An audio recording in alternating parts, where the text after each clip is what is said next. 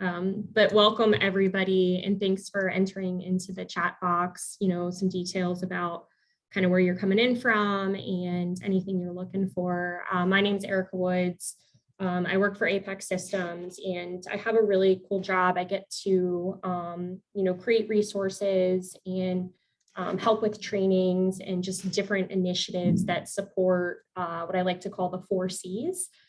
Candidates or job seekers, contractors, IT contractors, client managers, and then our communities, which can include, nonprofit organizations, workforce development organizations, et cetera. So I'm active in a couple different groups where I'm based in Tampa, including WITI, Women in Tech. And I had the pleasure of seeing Tia do a presentation late 2021. And I hit her up on LinkedIn and said, Tia, that was amazing. Can you talk to our audience? With the audience in mind being people that are transitioning and trying to break into technology and get that first tech job. So Tia, I guess let's start with, what do you do now? Like, what's your role right now? And then we'll get into kind of where you started in your career journey.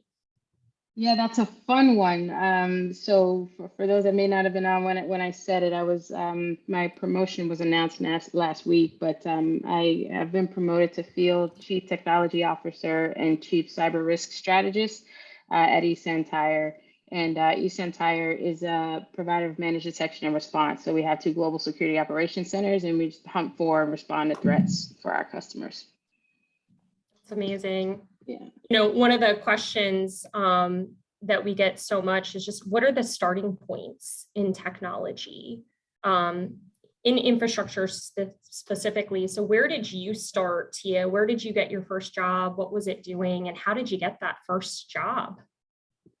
That's an interesting question. I've always had a thing for tech, I'll call it, but I never knew what it meant. And not to date myself, but back then when I was growing up, there weren't a lot of people, in my neighborhood, in my family, anywhere around me that were into technology. And so people would always just say, "Oh, you're good with computers. You should do computers." I'm like, what does that mean? What does it mean to do computers? But my mom got me my first computer when I was 12 years old. I took it apart. She threatened me with my life if I didn't put it back together. So I also built my first computer when I was 12 years old. It was amazing. I always like to take things apart and see how they work rather than just, take them for what they are and assume that the only way to use it is the way the person that built it intended. But my first job that I'll say my first real job, right? Because I had the jobs at the shoe store and at Kmart and things like that. But my first real job that really, I think, sent me down the path of pursuing tech was with the phone company. So I was living in Miami at the time, and I got a job working for Bell South, which is now AT&T. I think this was before they split off, they got back together, but it was Bell South at the time. And I was actually in school at ITT Tech. And this was after going to University of Miami to do computers. But it didn't work out for me. So I actually dropped out of University of Miami. That was actually the first of 4 times I dropped out of college. We'll get into that a little bit later.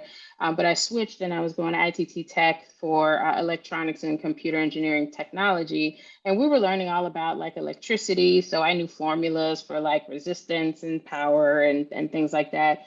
And then Bell South was going through doing a mass hiring event because they were wanting to move into providing high-speed internet, and they were having trouble getting the current phone men, phone women to pivot into that because they didn't believe it was going to be anything big. So they had to come out and get youngins at the time like myself that wanted to kind of dive in and do that. So I actually started out doing DSL installations back when that was considered high-speed internet. People were ditching their dial-up modems. And it was adjacent to tech. My responsibility was to deliver the internet circuit, connect it to my laptop and make sure it was working, and then hand it off to the customer. But of course, they had lots of questions. How do I get this working on my computer? How do I get wireless? How do I get it working on multiple computers?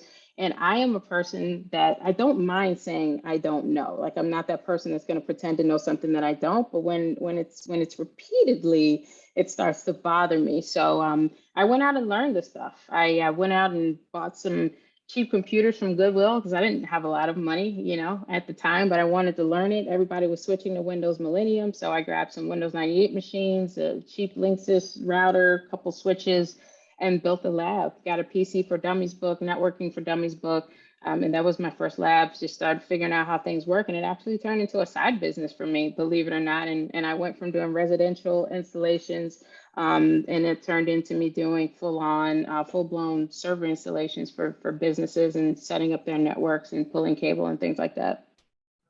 I love that. One of the best books I ever read was Strategic Planning for Dummies, because my boss, when I get one of my early on promotions, he's like, I need you to put together a strategic plan on XYZ. And I was like, what is that? And the next day I had like a moment of clarity, and then I just Googled. I had seen everyone's seen that series, but that book helped me understand the concepts. That's really awesome.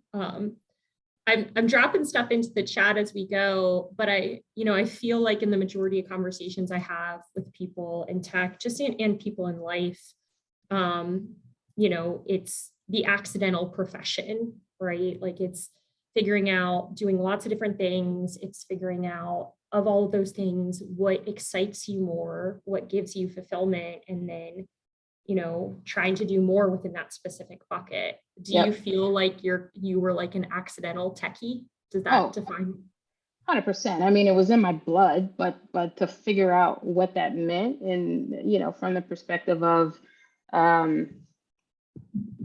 getting a job and having a successful career, it's like this whole wide world of what in the world is that, and you have to figure that out. And a lot of times when I'm mentoring and having conversations with individuals about, how do I break into cybersecurity? What does that look like? What do I need to do?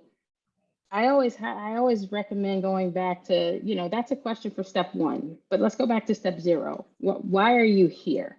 What is it that you want to do? What moves you? What do you like? Like, are you pursuing going down the path of a penetration tester because you like the advertisements where people are sitting around in hoodies and you think it's cool? Or is that what actually moves you? Or are you coming to the cybersecurity industry just because someone said it's lucrative and it's what's hot right now?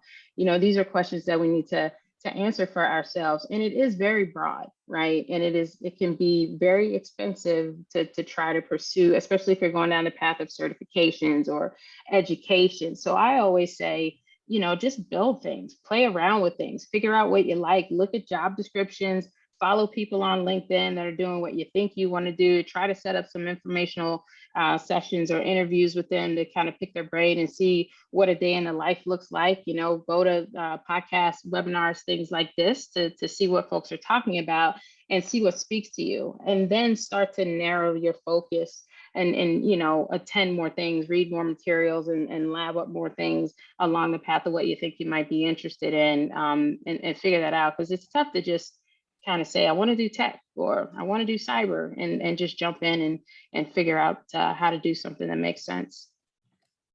I just love everything you're saying. The informal conversations where you ask people, you seem like I would love to learn more about what you do. What is a day in the life of what you do? I think that's such a great step zero tip. That's awesome. Yeah. One of the things, Tia, that I tell people, and I'd love your input on, because we do a lot of coaching for folks that are trying to break into tech, is, obviously you want to interview for the specific job, but often with your first tech job, in my opinion, it's more about the company, or just as much about the company and what they offer in terms of training, development, growth trajectory, mentorship, and just management support. Do you share that mentality? Or as people are evaluating different opportunities, what do you think is really important to keep in mind? Yeah, this is a really important question. And I actually lead a program at my nonprofit, Empower Cybersecurity, where we go through, your why are you here? And then how to interview, what questions to ask, compensation package, what to look at.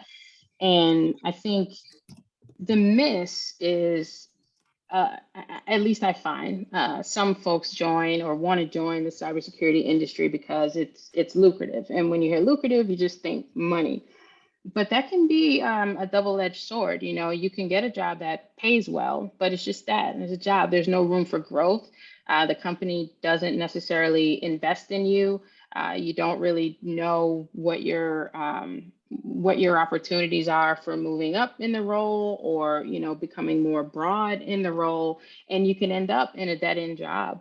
And so I think it's really important to assess the total compensation package as well as the culture, right? And I ask questions when I'm going into a role, like, is this a brand new role? Or was there someone in this role already? And if there was someone already in the role, why are they no longer there? And I've even asked interviewers, why do you stay? What do you love about the company? And what are some of your challenges, right? Because the reality is, and listen, I'm this way as well as a hiring manager. As a hiring manager, your job is to find the most qualified candidate for the job, balance that with your budget, balance that with what time to value of that individual is going to be, because everyone wants to bring someone on that's going to make their life easier.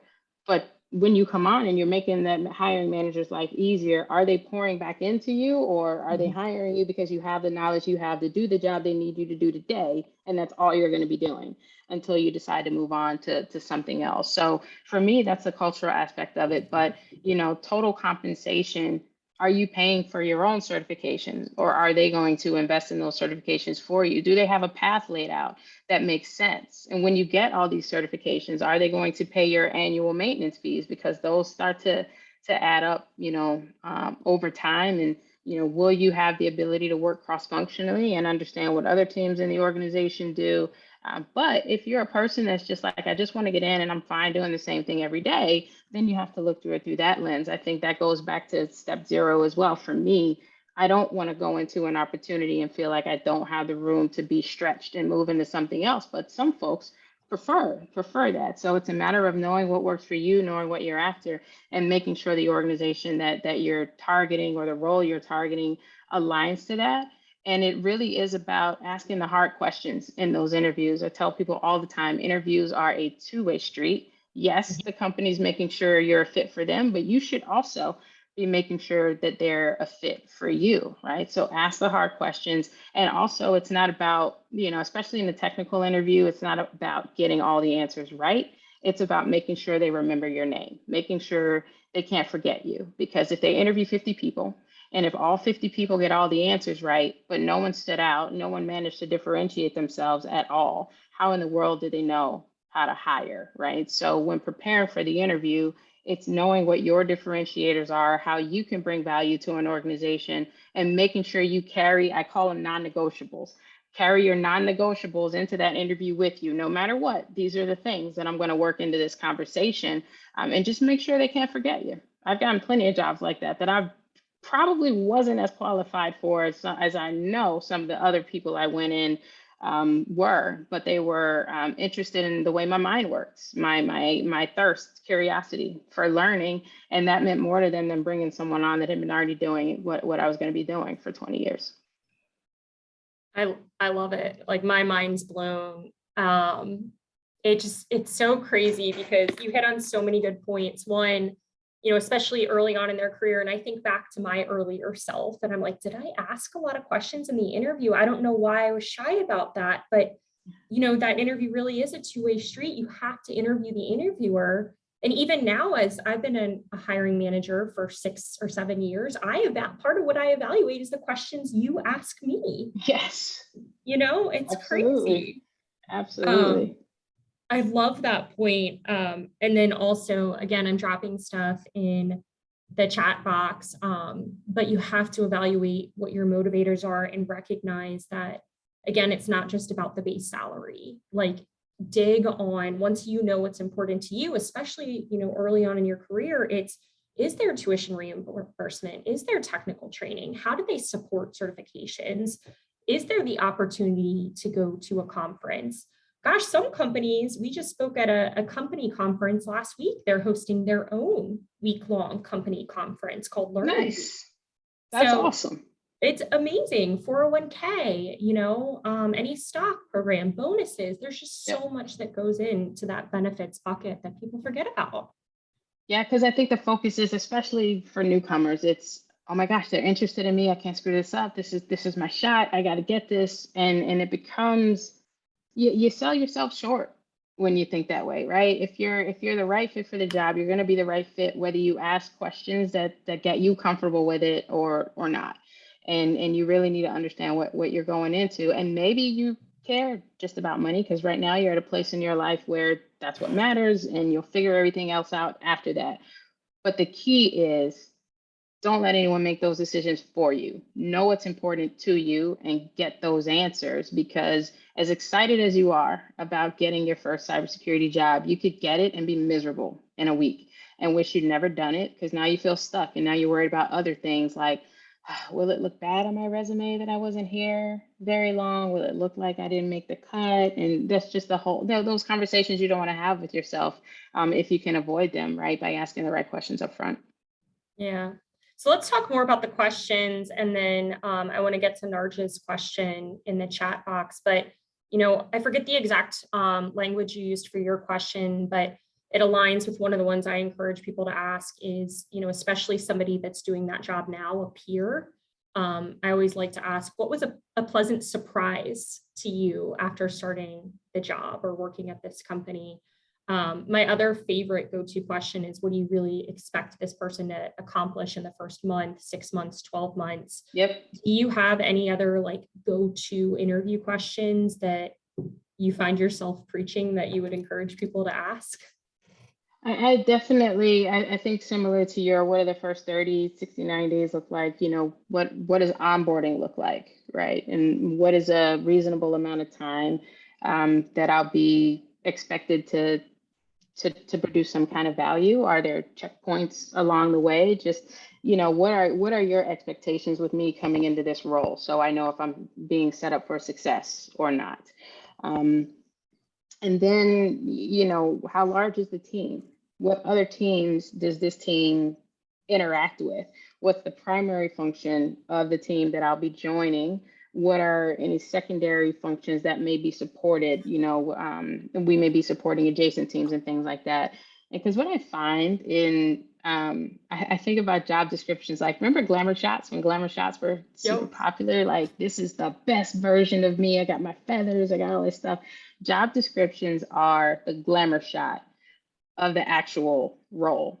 And so you need to dig into the role and make sure you really understand it. Like, if there's something in the job description, this is a big one for me. If there's something in the job description and you don't quite understand what it is, or you don't know why it's there, ask.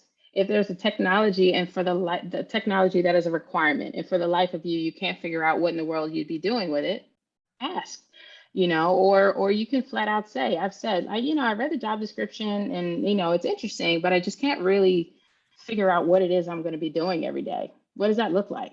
What can I expect my everyday to look like? How do I know if I'm crushing it? How do I know if I'm falling behind? Are there performance reviews? What are my KPIs, metrics? Because I'm a results driven individual. So I need to know, am I, producing the results that are expected of me, because that's table stakes. I want to crush it. I want to know how to crush it. So really just understanding, the world that you're going to be signing up for, who you're going to be working with, who your leadership is, what your opportunities for growth are. Those are really important questions. And it shows that you are someone that's going to be really vested in the company, because another angle to this is that right now, the cybersecurity job market from a candidate perspective is incredible.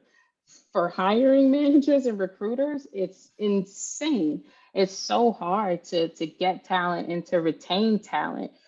So you can really write your own ticket these days, per se. But if you show that type of interest in terms of, I want to stay, I want to grow, I want to do more, I want to learn, I want to really contribute, then that paints the picture that they're not going to be replacing you in 2 months.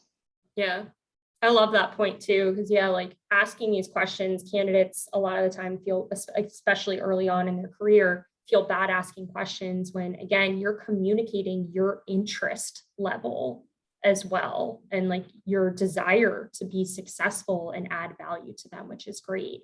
And I Right. love the onboarding point. Dante loves that too. Onboarding is super important to get familiar with the company.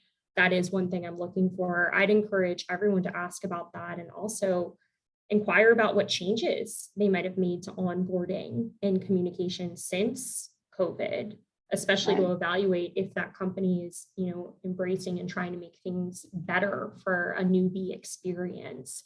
Right. I love that. So we've got a couple questions in queue. I'm going to start with this one. I haven't worked for 4 years. I was pregnant when I got laid off, and then afterwards, my family needed me. I couldn't work. So now, folks are not interested in my resume. What can I do to bridge and find a job? For me, there's a couple things. I mean, obviously, there's no like magic formula, silver bullet. I mean, it's tough, even for people that are currently working or just out of school. It's a really, really competitive market. Back to step zero. Well, what is it that you want to do? But once you figure that out, what is it about you that makes you capable of doing that thing better than anyone else you might be going up against? Those are your differentiators. Those are what you need to highlight, because everyone's getting certifications, everyone's getting, degrees. And so if I get a stack of papers with all the same credentials and no names, I don't know where anyone is from, I don't know who to hire. What's different about you? What did you learn in that last role that will level you up in whatever role you're going for? You almost need an elevator pitch for yourself, right? So, kind of that first paragraph in your resume, it's got to be catchy, right? Because, recruiters, hiring managers read all the time the standard, cybersecurity professional with this many years experience, skilled in these technologies, and like do something to make yourself stand out.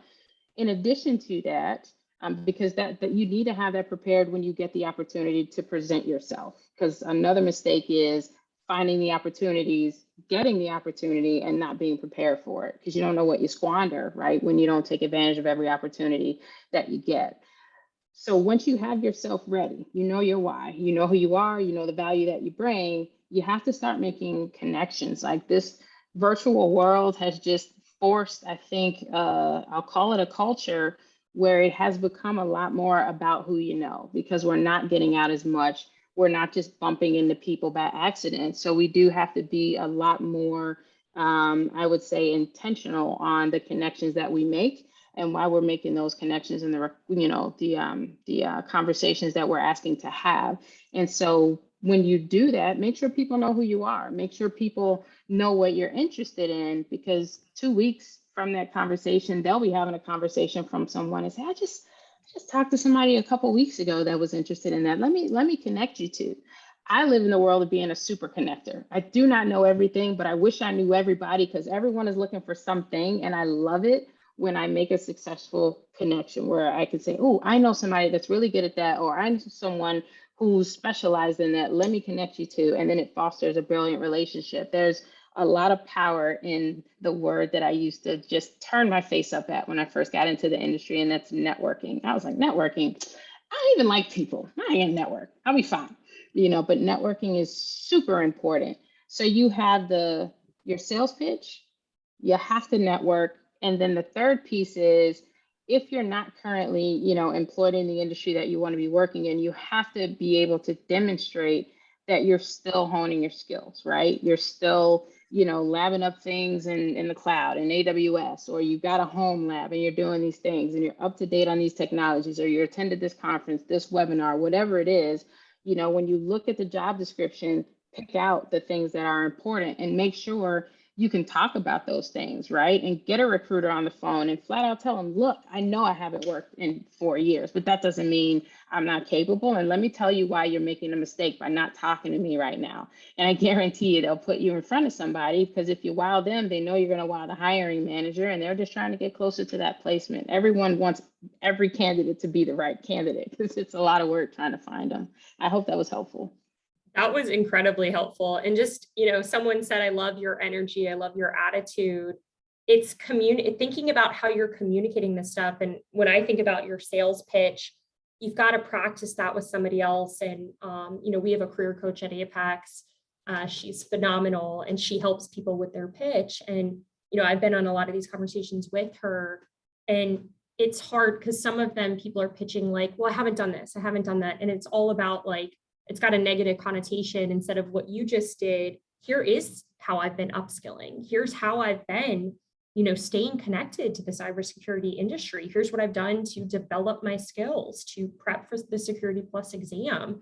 And they're focused on the solutions, which is again, another trait, you know, managers are looking for. Yeah. Love Everybody started somewhere. Yeah. Yeah. That's huge. Yeah, the networking piece is so interesting because I'm in the same boat you were. I remember shaking a little bit at my very first networking event back in the day. And you've got to just, you know, like a lot of things in life, you've got to figure out, you know, if that's something that you need to do to push yourself out of your comfort zone, what will make it more comfortable. And for me, it was inviting people. So like I would invite one of my contractors and I went the buddy route. And then also volunteering, which changed my life. I offered, hey, how can I help? Oh, do you need somebody to help, like, you know, register people, like check them off and welcome them? You know, so those were the two things that helped me. Anything that helped you, recognizing that that was not your favorite? You know, when I really just started to, I would say, just be good at it, it was because I had to, right? Because of work. I'm really good at just, you know, based on the way I'm wired, the way I grew up, I'm really good at doing the things I have to do, but I'm really stubborn about not doing things that I don't want to do unless I have to do them. And so I didn't really want to network. But when I had to, all right, well, you got to do it. And I just did. So it started with me just kind of showing up in rooms and looking around and then finding someone to talk to. And then you start to realize, wow, people are actually interested in what I have to say. I should talk more. Holy cow, I like talking to people. This is awesome. You know, and the analogy I like to use there is riding a bike. It might sound a little cliche, but like the first time you get on a bike, it's the worst thing in the world. You think you might die, you know, but you keep getting on and you keep trying, and it's experience, right? Every time you get on that bike, it's an experience with the bike, and eventually you're amazing at it and you forget the day that you couldn't. And it's the same thing with networking. It's the same thing with learning a new skill. You just have to be patient with yourself and know that you're going to fail. There is no path to success without failure. And the failure of it is the experience, you know, that keeps it relevant within you. It fuels that motivation because you remember what that journey was like. And I take that everywhere with me. You know, I think a lot of folks, not to hang on the failure bit, but this is something I like to talk about a lot. Failure scares people, and I don't know why. I've made peace with it. I'm like, failure made me who I am. Me and failure are cool. I look forward to failure because I know I'm gonna learn something, right? I either learn or I succeed. Failure in and of itself is temporary, but it's also inevitable, right? So just make peace with it, take it out for lunch, do all of that because it'll be super beneficial. You just have to try. And an attempt after attempt after attempt starts to build confidence. And once you're confident, you're not worried about it anymore. Yeah, I'm tying that back in my head to, you know, your first job, your first company, and your first manager. And my first manager was not a fail forward manager, but then I had the pleasure of working for two people and with two managers that they said, you know, if you're not failing, you're not growing, you're not making progress, you've got to take shots. And if you're not failing, like, then you're not growing and you're not figuring out additional ways to add value. And so tying that back to an interview question, like with your first job and your first company, you should be looking for an organization and a manager that values that and promotes it. And asking a question, how would you word that as a question, Tia? Like, you know, what do you do to promote a fail forward, a growth mindset type culture? Do you have like a recommended way to frame that? I mean, I just typically ask, what are the opportunities for growth, right? And what is the environment like? What is a coaching environment like? You know, where are my resources? Where can I go for feedback, opportunities for improvement, et cetera? If they have those answers right away, then you know it's within the culture. If they're kind of stumbling, fumbling, trying to figure, well, you might want to go to this person, that person, then it means it's not, ingrained into the culture. And it may not be a deal breaker, but definitely something to consider, because I personally don't like to go into environments where I don't feel like I'm being set up for success. It is totally my responsibility to be successful, but I need to make sure I'm at least being placed into an environment where I have the opportunity to be, versus having to, kind of fight to do the minimum requirements. I don't really do well in environments like that. I love chaos. I do really well in chaos, right? Because chaos is just opportunities for figuring things out and learning all over the place. But, to your point, if it's not like a fail forward or growth mindset type of mentality, we've always done things this way, don't ask questions, this is the way it's got to be, not for me. I love this. I could talk to you all day, Tia. I'm sure everyone you've ever met can talk to you all day. Love the commentary happening in the chat too. One of the things I want to go back to, Tia, that I think would be helpful to talk a little bit further about is the non-negotiables. I loved how you called it that. And, just really putting on, we call it your marketing hat, like candidate differentiators. And as a candidate, as somebody, looking for a job or looking to be promoted, you have to figure out, how am I going to differentiate myself and how am I going to communicate those? One of my favorite examples is recommendations or any pet projects. I've lost count at how many candidates I've worked with over the last 16 years that they had some really incredible testimonials of what they contributed in the form of LinkedIn recommendations. And I'm all for, say you interview with Tia, you have a great interview, you send Tia a really nice, genuine thank you letter, drop in, hey, here's a recommendation from, someone at my program or a nonprofit I helped evaluate for cybersecurity. Like, what are some of the other non-negotiables that you value and would recommend? I think when I interview, and I think you made this point earlier, I assess a candidate based on the questions they ask me, because that tells me how they think. It tells me if they can keep a conversation going.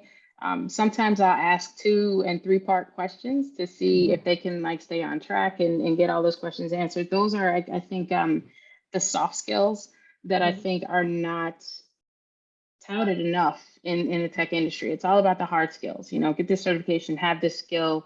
But for me, everything that's in that job description is table stakes, right? If you consider the job description the answers to the test, then everyone has the answers to the test. Everyone's walking in that door knowing exactly what to talk about. But what are you deducing from what's in that job description? Are you reading between the lines to see what they're really looking for? And if you can't pull anything out yourself that you think, oh, yeah, I'm going to throw this out there and it's going to wow them, then ask the question. Like, I see this job description and look, I understand the role and everything, but what's going to make your life easier, right? What type of person are you looking to bring into this role? Because for me, it stretches beyond just doing the day-to-day. I want to do more than that, right? There is doing my job, then there's adding value, and then there's getting sticky.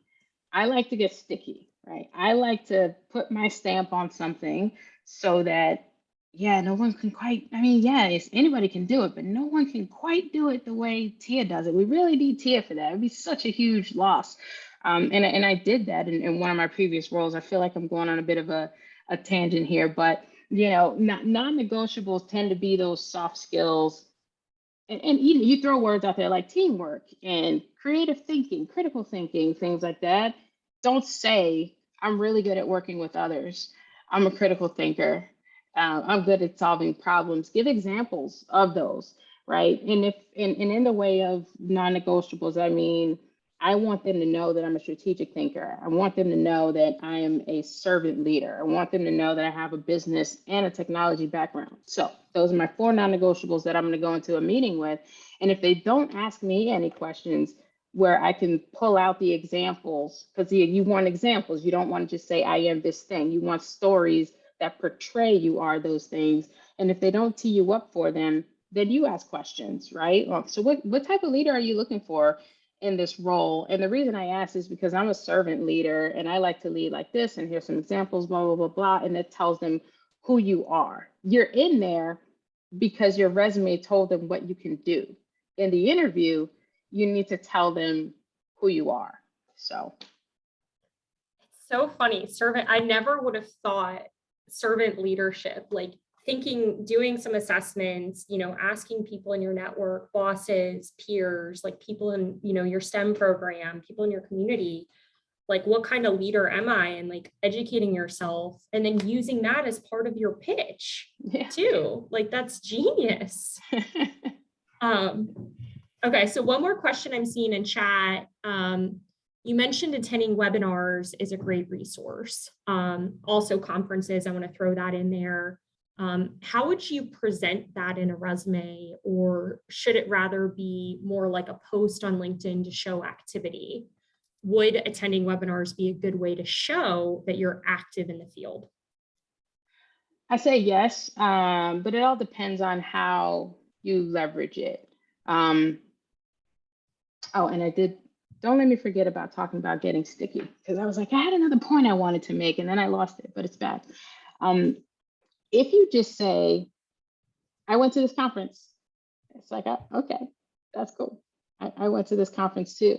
But if you say, I attended this conference and there was a session on blah, blah, blah, and I really liked the way such and such presented this topic because in my research, what I think is blah, right? Add some value to the post. It shows that you're really dialed in. It shows that you are a forward thinker. It shows that you have the ability to have your own opinion, but also articulate that in a way that's consumable by others. So I do think doing that shows more of who you are, not what you did. And your resume shows what you did, and what you're trying to communicate in terms of adding value is who you are. So adding your own context when you attend a webinar, I think is fantastic. I think if you put it on a resume, it's static, right? Because maybe the person reading the resume is not familiar with that conference. Also, you're not going to list the agenda topics, so they have no idea if you were there just to get a glass of orange juice, or if you were attending a session on AI, or whatever it was. So I do think it's better in the format, in the LinkedIn format, where it can be more dynamic and you can bring more value to it. Yeah, I agree. I think depending on how long, like say you did an 8-hour Security Plus boot camp, sure. that in my mind should be definitely on a resume.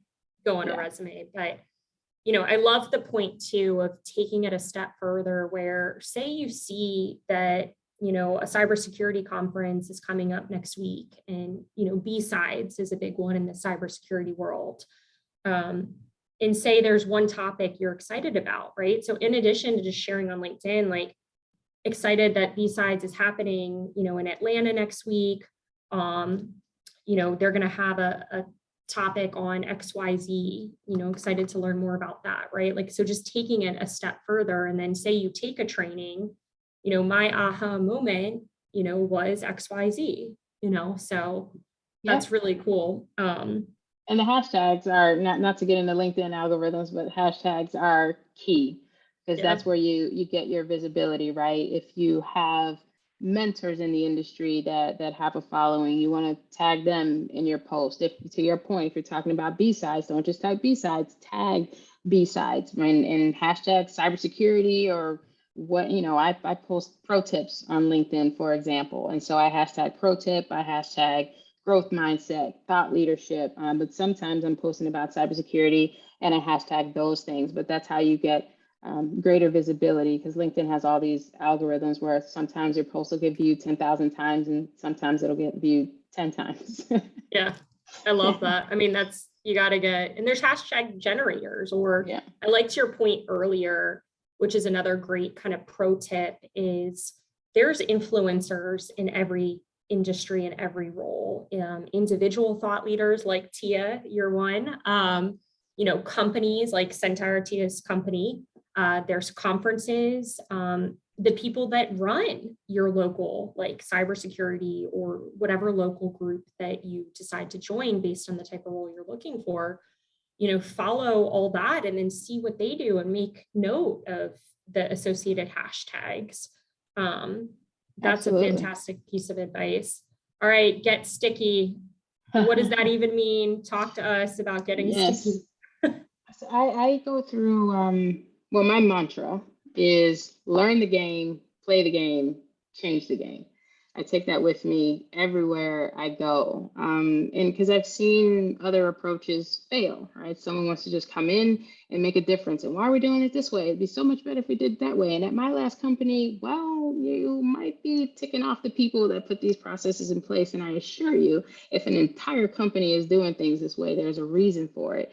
So really, you get in, you learn the lay of the land, who's who in the zoo, who are my allies, who are the individuals that are going to bring value to the things that I need to do, who's going to slow me down. You set all that up. That's learning.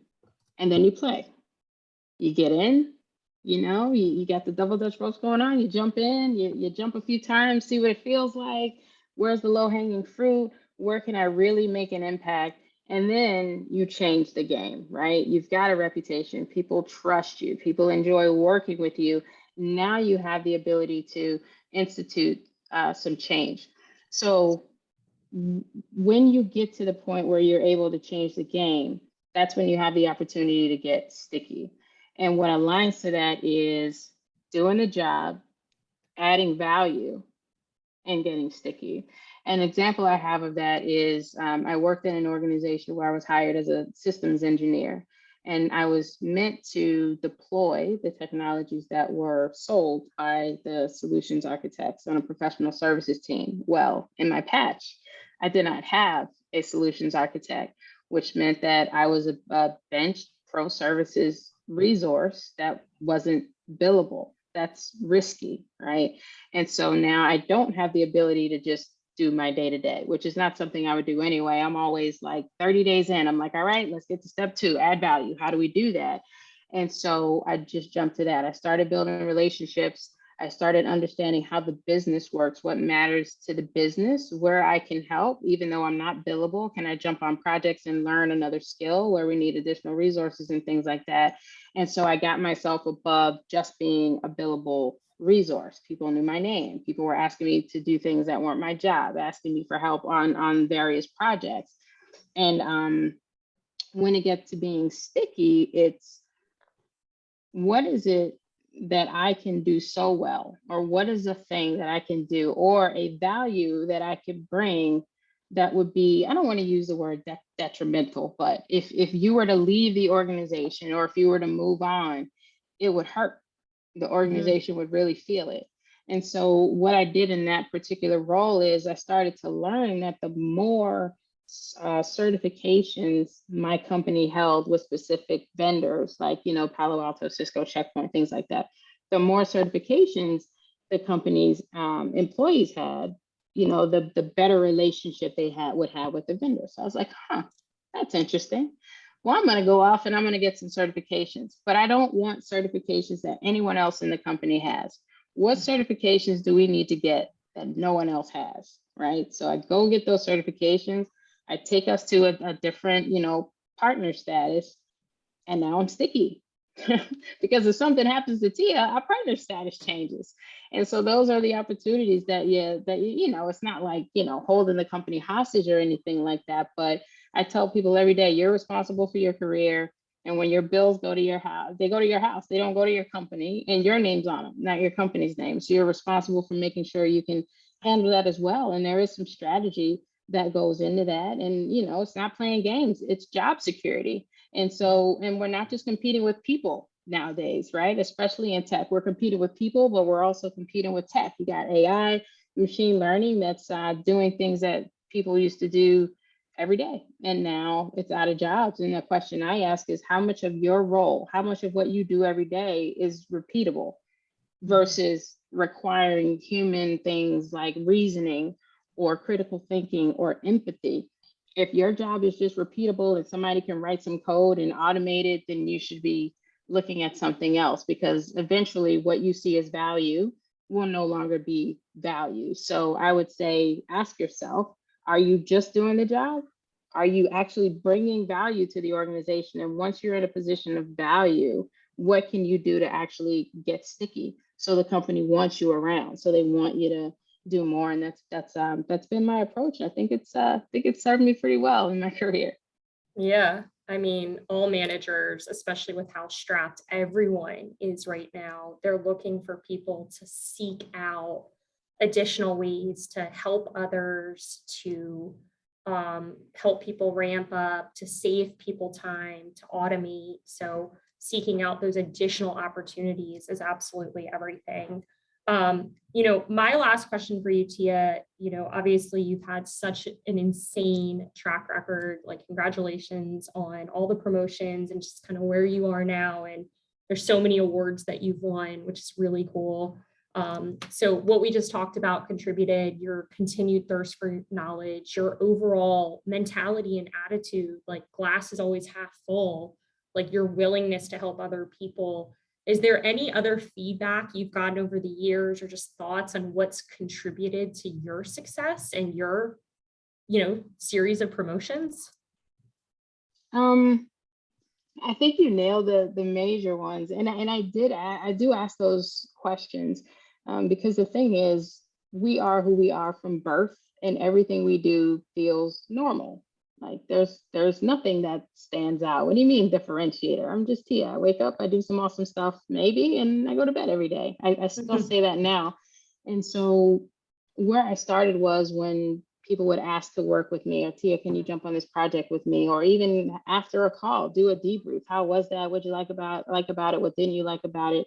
The big thing for me, I think at the foundation of everything you mentioned was building relationships, getting in and understanding not just my own function, understanding other functions. That's a key to being able to add value, because most people tend to stay in their own silo, right? They don't want to pop their head out and get too big. But when you start to reach out, then you start to foster cross-functional relationships. You start to learn more about the business. So now you have more influence, right? Because you have broader visibility into how things work. And I think that's why CEOs, I want to be careful how I say this, why CEOs appear to be so brilliant. CEOs are brilliant, right? But the reason they know so much is because they see so much. They have access to so much. They're all the way up here seeing the whole picture, and we're in our, our little section. And if we don't pop our head out, that's what we're restricted to. So I do really think building relationships and seeing where I can drive efficiencies within other teams, one, gets people to know who you are, gets people to know how you work. But then at my core, I just want to help everyone be successful. I strongly believe that either we're all successful or none of us are successful. And I carry that with me at my organization. And then personally, just grit, not taking no for an answer. I will question the heck out of somebody if I don't feel good about the information I'm being given, especially if it's going to influence something that I have to go off and do, or deliverable that I have to produce. So that grit and remaining curious and being empowered, right? Like asking for forgiveness and not permission. I'm just going to go off. I'm going to do this thing, and we'll see how it shakes out. And if I have to apologize, I'll do that. But I'm not going to wait for you to be okay with what I think is right, for me to do the thing that I need to do. But I'm able to do that because I built those relationships. If I just came out of left field, flipping tables and making noise, I don't think that would do so well for my reputation. And there's a little bit of charisma that goes with it as well. Yeah, I love that. That was another mentality that one of my current boss actually really drilled into me, that like sometimes it is that like to take risks. If you think something is going to add value or make a positive impact, like it is better to ask for forgiveness rather than permission. Yeah. I love that. So a couple more questions in queue. As far as professional development on learning sites like Cybrary, are there any that may be more valuable than others? I think it depends on what your desired outcomes are. Because you got all these platforms, Cybrary, you've got Dummies, Pluralsight, you name it. And I personally haven't seen one site that just blows another away in terms of content.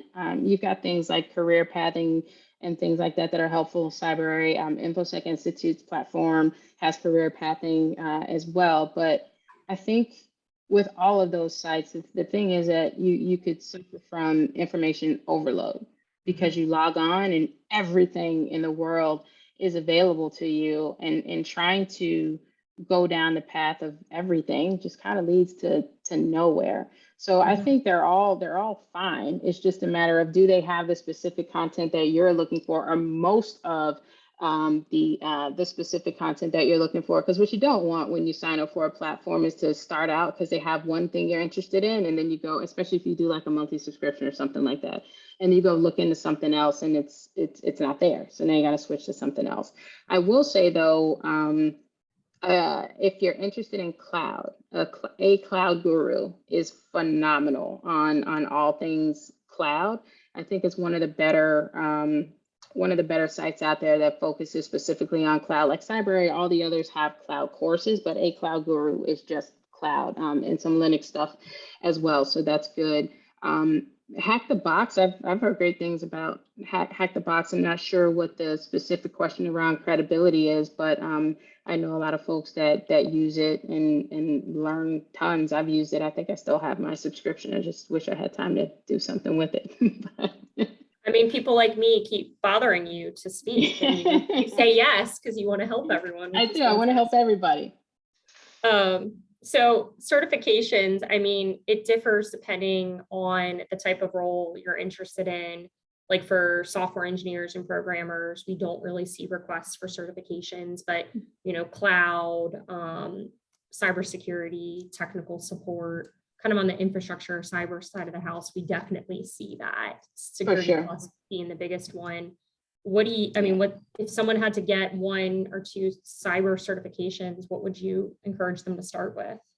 I would say the entry-level cert specific to cybersecurity, the Security Plus. Just get that. Not to put it on your resume, but sure, it's going to get you past the filters, but it does lay a solid foundation across the board of what to expect in the industry. And you should go through the content. Sure, if you want to pass the certification, obviously understanding, but also trying to figure out what you're really interested in. Like when you're reading it, there's things that are going to make you go, oh gosh, I just want to get through this. But there's things that are going to make you say, wow, that's super interesting. And you'll find yourself clicking the links to go out to the web and do further research. Pay attention to those things, because those are the things that are grabbing you that you should further pursue once you kind of lay a solid foundation for yourself. And then to bring a bit of cloud into it, the Cloud Security Alliance's CCSK. So that's also Security Plus is obviously CompTIA, vendor agnostic. The CCSK is vendor agnostic as well. And it just talks about all things to consider, when moving to the cloud. And I think it lays a really solid foundation. And I would even recommend going down that path before you go directly to like an AWS or Google Cloud or Microsoft type certification, just to lay that foundation for yourself. But even taking a step back from that, I love step 0. We don't focus on step 0 enough. A lot of folks come into cybersecurity and want to go straight to cybersecurity. And that is a problem, I think, that is driven by the professionals in the industry that say cybersecurity is a separate discipline of tech. It's not. It's an overlay of all functions of tech. So from my perspective, to be really successful in the cybersecurity industry, you have to have some foundational knowledge of the thing that you're trying to secure. And a non-technical example of this I like to use is your house. If someone showed up at my house and said, I'm the best home security person on the planet, I'm going to secure your house, no one's going to be able to get in. But first, I need you to tell me, what's a house? So that's like coming into the cybersecurity industry saying you want to be in software security, but you don't know how to code, or AppSec, and you don't know how to code, or you want to be in network security, but you don't know how data moves. So there is something to be said about going back and understanding things like enterprise architecture or infrastructure or basic networking that will definitely propel your cybersecurity career forward, especially if you're new, versus folks that are coming into it, just jumping straight into it, trying to understand all these things that have all this background that they haven't looked into. Yeah, I love that point so much, right? You've got to walk before you run, and so many people just aren't realistic about what they want their launching, taking it back to our topic, like title, launching their tech career. They can't just launch into risk management, right? Like you got to start and understand, the basics. And so many people start in tech support and on the help desk, and then that's good launching. Yeah, that's where most people start, we had included in the abstract, Tia, and then we'll wrap it up after this. And I can't believe our hour is almost up. It happens to me all the time. They go by so fast. It's so, yeah, what a nice way to spend the day. As you look back on the challenges you've had, is there a specific challenge or roadblock that you experienced that you had to overcome? I mean, networking, we hit on that, just that wasn't your favorite thing, but is there another example that jumps out at you?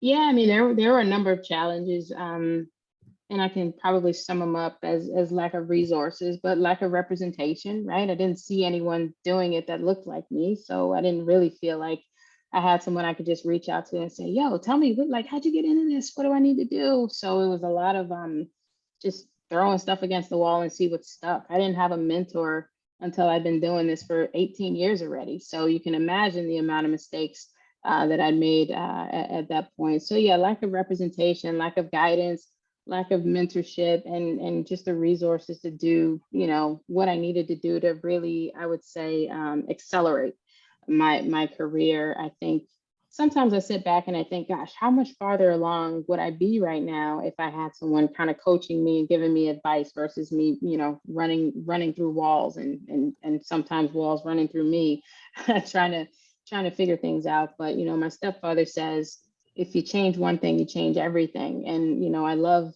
who my journey has shaped me into. I love where I am in my career. And I do think my strong desire to give back and always lift as I climb is rooted in what I didn't have when I was going through my own journey and not wanting it to be as hard for everyone else. So yeah, I mean, just having to figure it out. It was just a really hard road, hard knocks, but I never gave up. Grit is just, ingrained in me, and being resilient.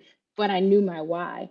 To the earlier point I made, dropping out of college 4 times. I dropped out of college 4 times. So now I have a bachelor's, I have 2 masters in cybersecurity, and I'm working on an executive MBA and a PhD at the same time, and I'm a professor. So clearly I figured the school thing out, but it wasn't before dropping out of school 4 times. And it was because I wasn't going for the right reasons and I wasn't pursuing the right things. I was going to school because someone told me that I should.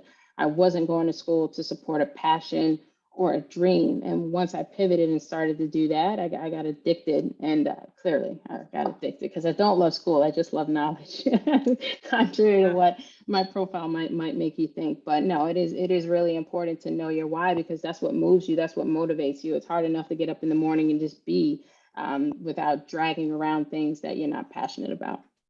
Yeah, and that's a non-negotiable, right? Like to be able to know your why, but also communicate your why and how any job and company you're interviewing for, how that's fulfilling your why.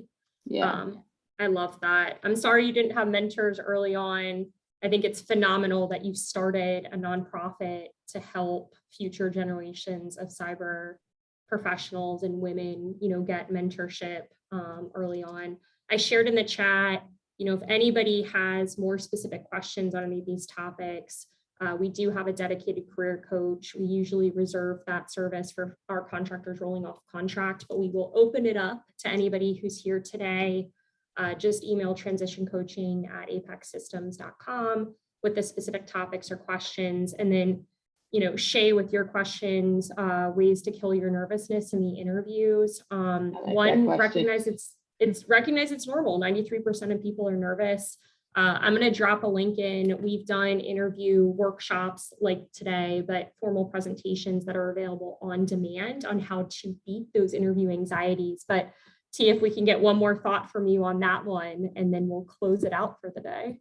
Yeah, the big one for me with nervousness, because I'm also an athlete. I played football for 12 years and now I coach, but recognizing that it might not be nerves, it might just be adrenaline, because they do feel the same, right? Are you nervous? Well, probably not, because you spent a lot of time preparing, right? But it's a big opportunity. You're going to go crush it. It's game time. It might be adrenaline. So if you can channel that, what feels like nerves into adrenaline, it's life changing. I love that. And that's a great way to look at it too. Once I started doing 10 push-ups before any presentation or meeting, that made me like, I was like really feeling the butterflies. Yeah. It changed everything for me. Yeah. Awesome. Tia, thank you so much today. Thank you everyone for tuning in. And I hope this is not the last time we see you, but recognizing how busy you are, I will ping you sparingly. Yes, I'm ready for part 2. All right, awesome. Bye, Tia. Bye, everyone. Bye bye.